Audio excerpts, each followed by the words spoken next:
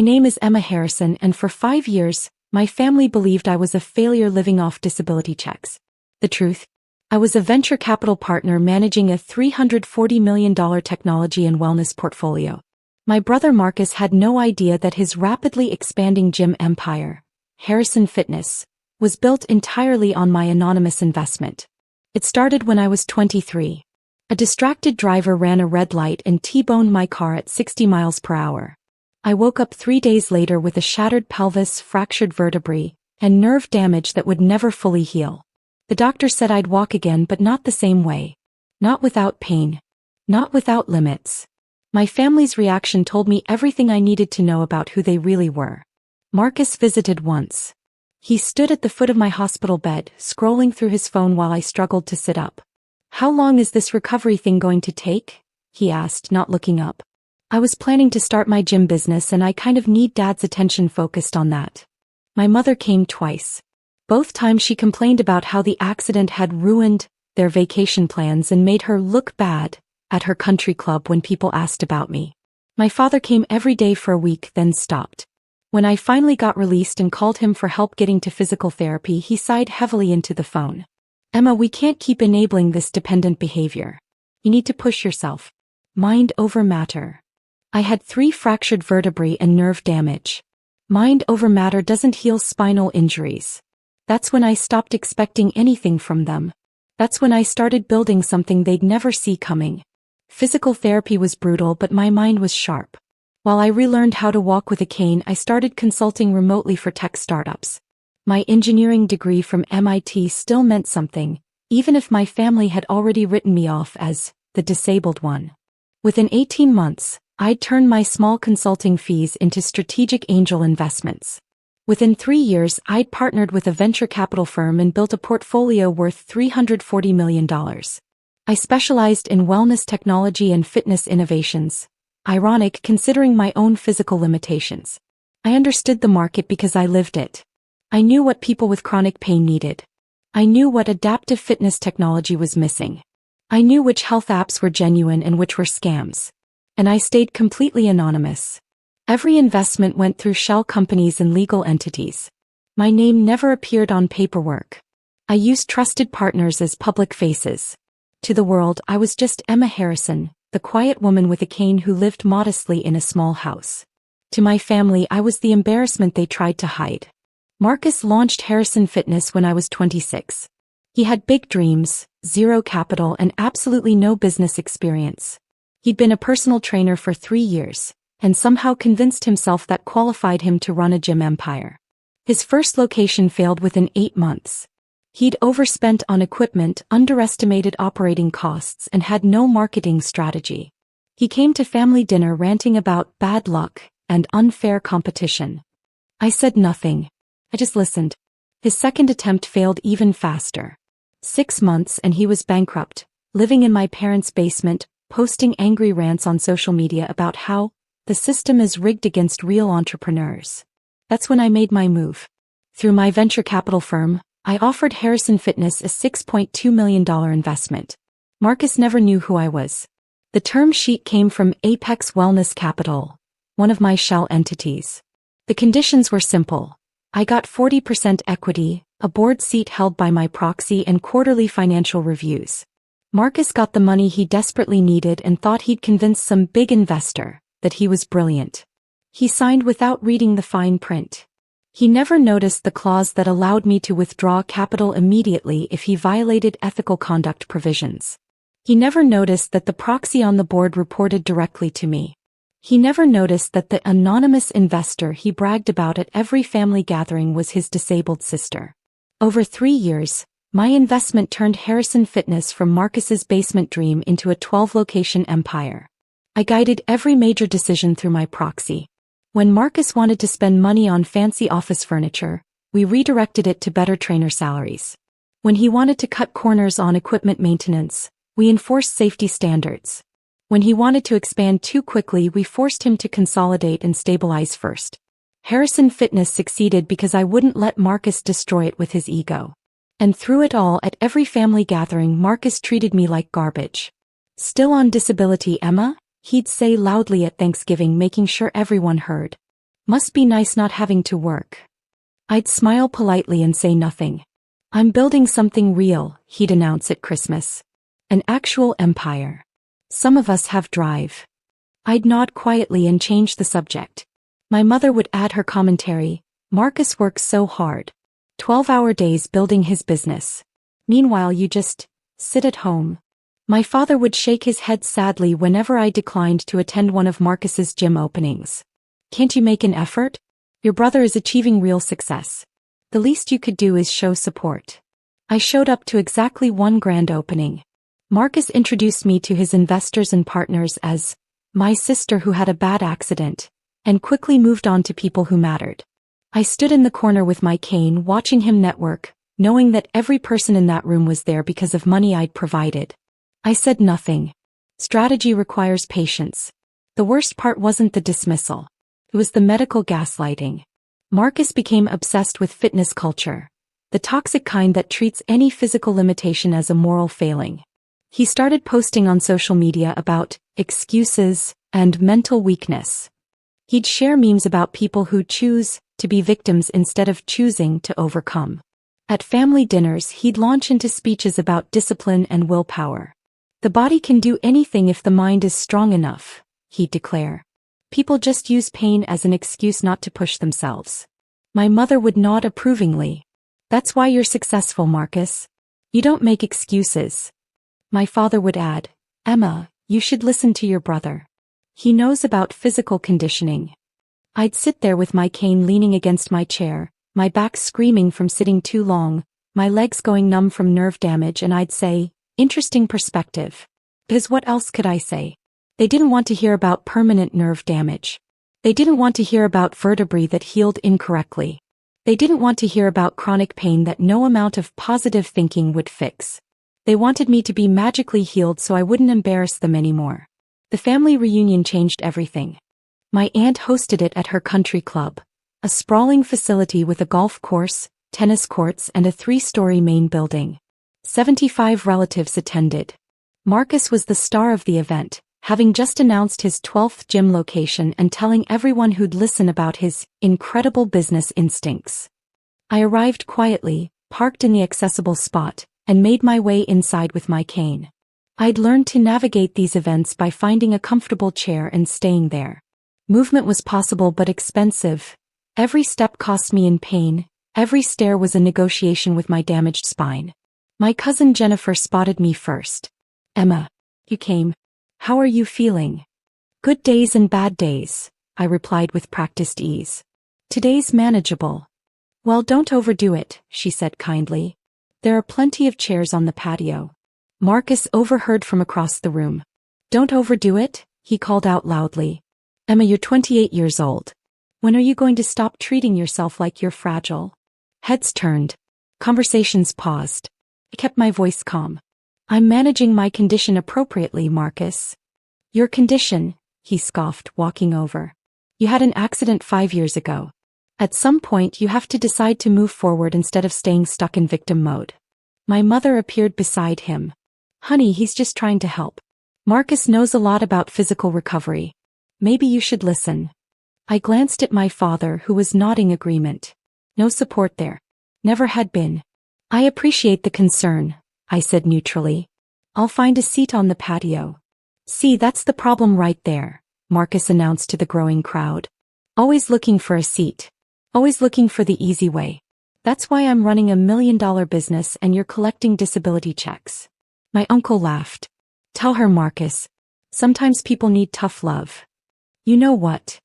Marcus said suddenly, his eyes lighting up with what he clearly thought was inspiration. I'm going to prove something right now. Emma, the patio is upstairs. 1 flight. 20 steps. I'll walk with you. No excuses. Let's see this supposed condition of yours. My stomach dropped. Marcus, I don't need to prove anything.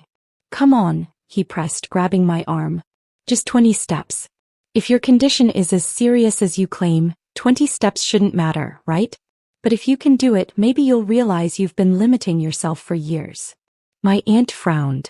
Marcus, maybe that's not. It's fine, Marcus interrupted. I'm a fitness professional. I know how to encourage people past their mental barriers. This is what I do.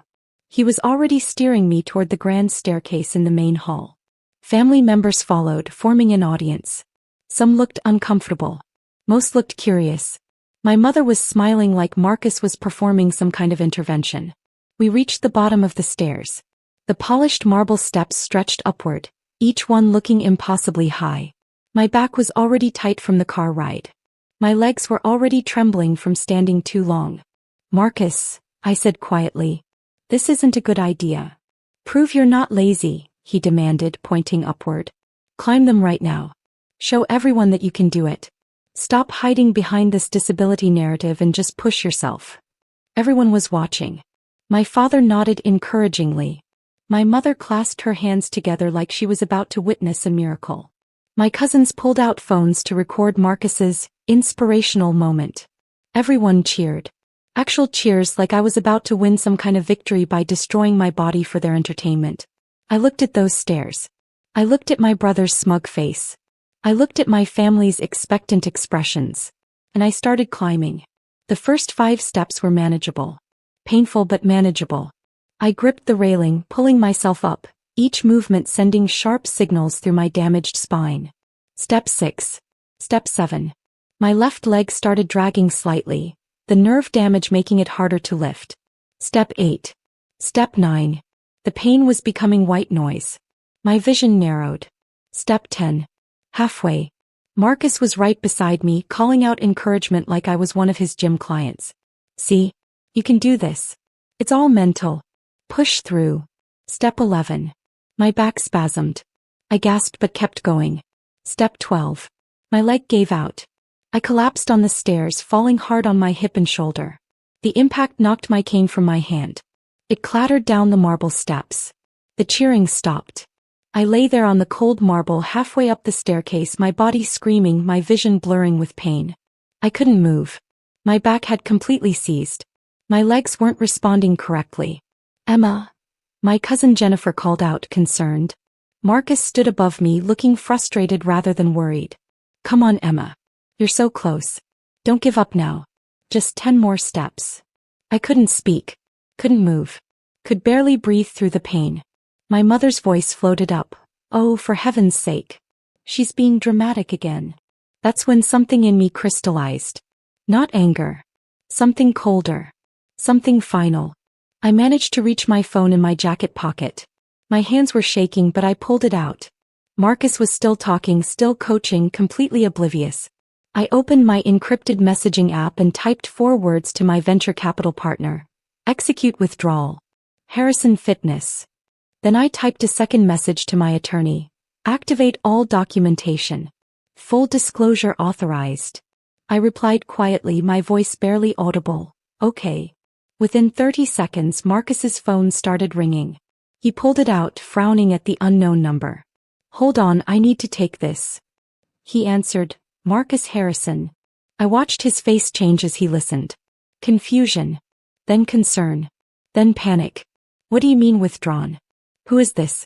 No, wait, you can't just..." He was moving away from me down the stairs, his voice rising.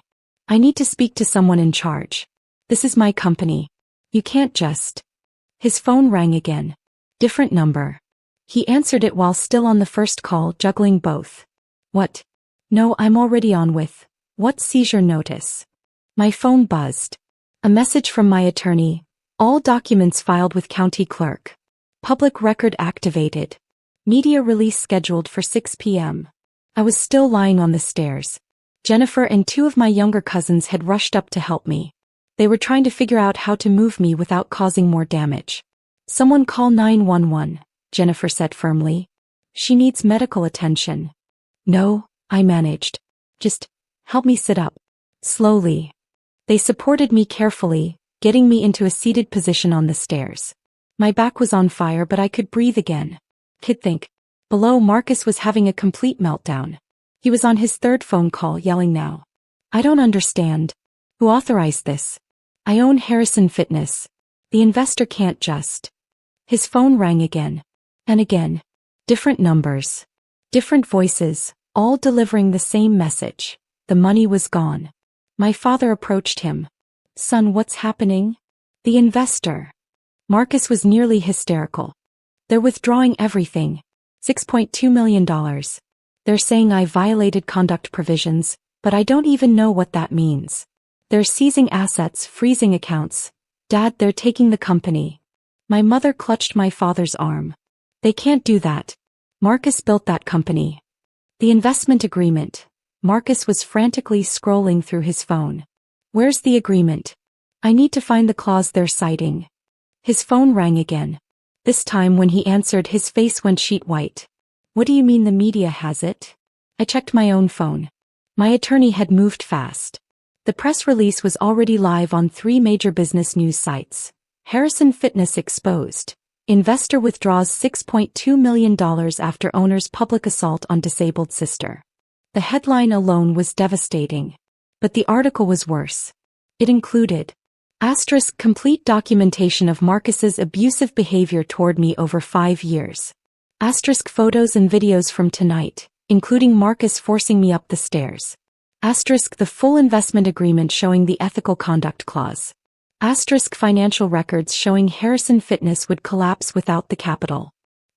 Medical documentation of my permanent injuries. A statement from my venture capital firm revealing that I was the anonymous investor. And the final paragraph. Emma Harrison, managing partner of Apex Wellness Capital, built her brother's empire while he publicly mocked her disability. Tonight, she brought that empire down with a single text message. The reunion had gone completely silent. Everyone was reading the news on their phones. Looking at me. Looking at Marcus. Trying to understand what was happening. My father's phone buzzed. He read something and his face went pale. Emma, is this true? You're the investor. I was still sitting on the stairs, my cousins supporting me. I looked down at my family, at Marcus who was staring at his phone in complete shock, at my mother whose face was a mask of confusion, at my father whose expression was shifting from disbelief to something like horror. Yes, I said simply. I'm the investor. I've been funding Harrison Fitness for 3 years. Every location, every piece of equipment, every trainer's salary. All of it came from my venture capital portfolio. Marcus made a strangled sound. But you're on disability. You don't work. You can't. I manage a $340 million investment portfolio, I said calmly. I've been doing it since 2 years after my accident. I specialized in wellness technology and fitness innovations because I understood the market. I invested in your company anonymously because I wanted to see if you could build something real without your ego destroying it. Why? Marcus whispered. Why would you do this? Because you're my brother, I said. Despite everything you said. Despite every time you dismissed my pain, mocked my limitations, told me I was lazy and dramatic and making excuses. I still wanted you to succeed. I just needed you to succeed with some integrity. The investment agreement had conduct clauses specifically designed to prevent exactly what you did tonight, using your platform to shame and harm people with disabilities. But I didn't know. Marcus protested. I didn't know it was you. That's exactly the point, I said.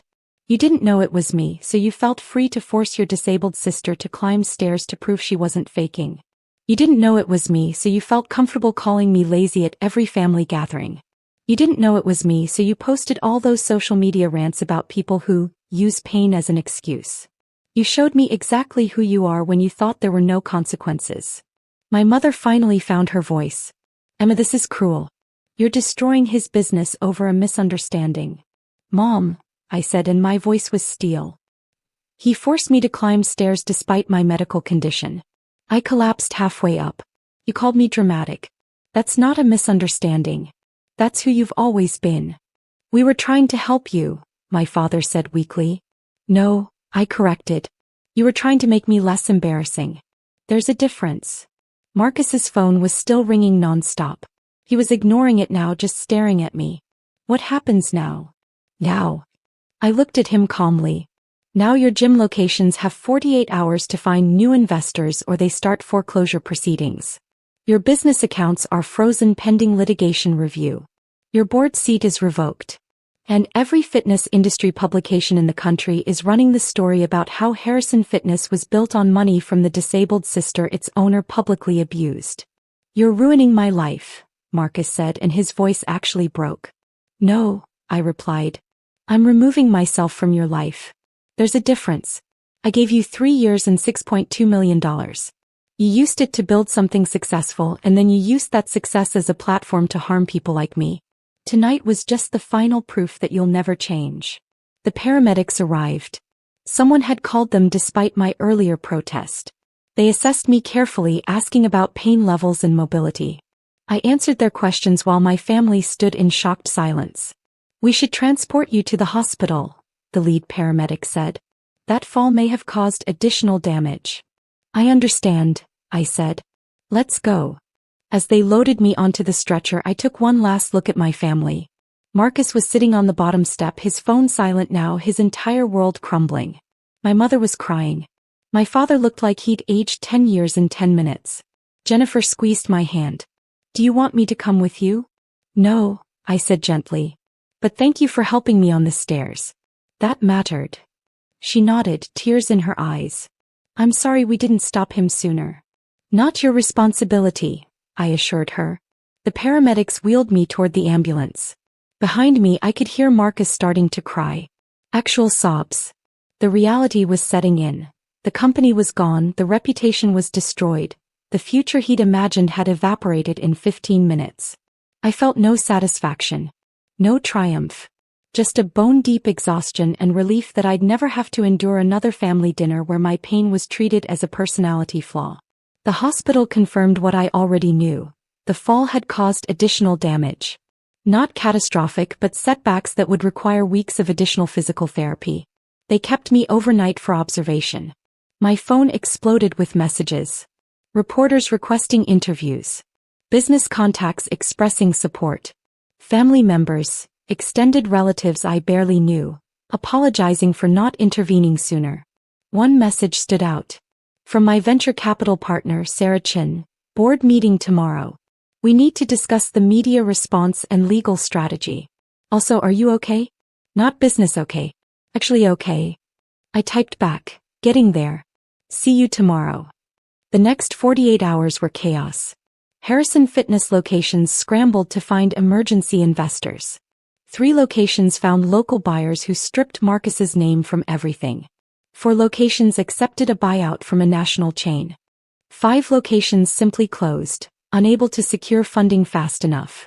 Marcus's personal brand, the Instagram fitness guru, the motivational speaker, the success story, evaporated overnight. Sponsors dropped him. Speaking engagements were canceled. His social media accounts, once full of comments praising his tough love approach, became battlegrounds where people with disabilities shared their own stories of being shamed and dismissed. My parents called once. My father said, "We think you overreacted. What happened was unfortunate, but destroying Marcus's career seems excessive." I hung up without responding. My mother texted, "When you're ready to apologize and work on healing this family, let us know." I blocked the number. Marcus tried calling from different phones. I never answered. Finally, he sent an email. "I know you won't talk to me. I just want to say I'm sorry. I didn't understand. Thought I was helping. Please give me a chance to make this right." I read it once and deleted it. Some things can't be made right. Some damage is permanent. I, of all people, understood that. 3 months later I gave one interview. Forbes wanted to do a feature on my venture capital success and how I'd built a portfolio while managing a disability. I agreed on the condition that they focus on the work, not the drama. The reporter asked anyway, "Do you regret what happened with your brother?" I thought about it carefully. I regret that it was necessary. I don't regret the action itself. I spent 5 years being dismissed, mocked, and gaslit about my own medical reality. I spent 3 years funding my brother's success while he used his platform to shame people exactly like me. The only thing I regret is not walking away sooner. What would you say to him if you could? Nothing, I said honestly. There's nothing left to say. He showed me exactly who he is. I chose to believe him. The article ran with the headline, "How Disability Became This VC's Competitive Advantage." It focused on my investment strategy, my specialized knowledge of the adaptive fitness market, and how my personal experience gave me insights that able-bodied investors missed. Harrison Fitness never recovered. The brand was too damaged. Marcus filed for bankruptcy 4 months after the reunion. Last I heard, he was working as a personal trainer at someone else's gym, trying to rebuild from nothing. I don't follow his progress. I don't check his social media. I don't ask family members about him. He's simply not part of my life anymore. My portfolio grew. I specialized even more deeply in disability-focused innovations, adaptive technology, accessible fitness equipment, chronic pain management apps. I became known in the industry as someone who understood the market because I lived it. I built a chosen family of business partners, friends, and colleagues who treated my limitations as facts to work around, not character flaws to fix. Who understood that accessibility isn't special treatment, it's basic design. Jennifer, my cousin who helped me on the stairs, reached out 6 months later. We met for coffee. She brought photos of the reunion, not the disaster but from earlier in the day when things were still normal. I kept thinking about what you said, she told me. About how we let it happen. I'm sorry I didn't stop Marcus sooner. You helped me when I needed it, I said. That matters more than perfect timing. She nodded, then pulled out her phone. I wanted to show you something. I started volunteering with a disability advocacy group. We're working on fitness industry accessibility standards. I kept thinking about what Marcus said about mental barriers and how dangerous that rhetoric is. I wanted to do something useful. I looked at her photos. Meetings, workshops, policy documents. Real work. Real change. That's good, I said. That actually helps. I learned from the best, she said with a small smile. You showed me that sometimes the most powerful thing you can do is remove yourself from situations that harm you. But also, sometimes you can change the system so fewer people get harmed in the first place. I think about that conversation often. About how one moment of accountability created ripples I never anticipated. About how Jennifer's advocacy work probably prevented dozens of other people from being shamed for their disabilities by fitness professionals who think pain is just mental weakness. I never reconciled with Marcus, my parents, or most of my extended family. The ones who reached out with genuine understanding remained in my life. The ones who wanted me to move past it, or forgive for the sake of family unity, received polite but firm boundaries. Because here's what I learned. Family isn't about shared DNA. It's about shared respect. And respect means believing people when they tell you they're in pain. It means not demanding they destroy their bodies to prove their worth. It means understanding that different doesn't mean defective. Marcus never learned that. My parents never learned that. They wanted me to be someone I wasn't. Someone whose body worked the way they thought it should. Someone whose pain was convenient to ignore. I chose myself instead. And I've never regretted it. My venture capital portfolio just hit $420 million. I'm expanding into new markets. Medical devices, telehealth platforms, accessibility consulting. Every investment I make considers the disability community first. Not as an afterthought. Not as a specialty market. But as the primary users whose needs drive innovation. Last month, I funded a startup creating affordable adaptive gym equipment. The founder is a Paralympic athlete who understands what's missing in the fitness industry. We're not trying to help disabled people fit into existing systems. We're building new systems that work for everyone. I thought about Marcus when I signed that deal. About how his entire empire was built on my money, but he never once asked me what adaptive equipment his gyms should include. He never considered that disabled people might want to work out too. He was too busy posting about no excuses to imagine that some people need accommodations, not motivation. That company will do more good than Harrison Fitness ever did.